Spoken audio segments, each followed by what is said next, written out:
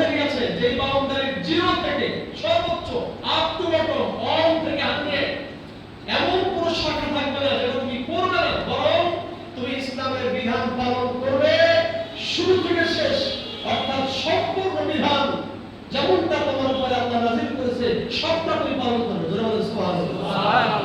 রাসূলের পাক নামের একজন সাহাবী আব্দুল্লাহ ইবনে সালাম রাদিয়াল্লাহু তাআলা তিনি ইহুদি ছিলেন আগে, পরবর্তী সময়ে নবীজির হাতে হাত দিয়ে যখন মুসলমান হলো তখন উটের গোশত খাওয়া নিয়ে তিনি মত দিলেন যে আমি উটের গোশত খাবো না, অথচ ইসলাম বলছে উটের গোশত খাওয়া জায়েজ।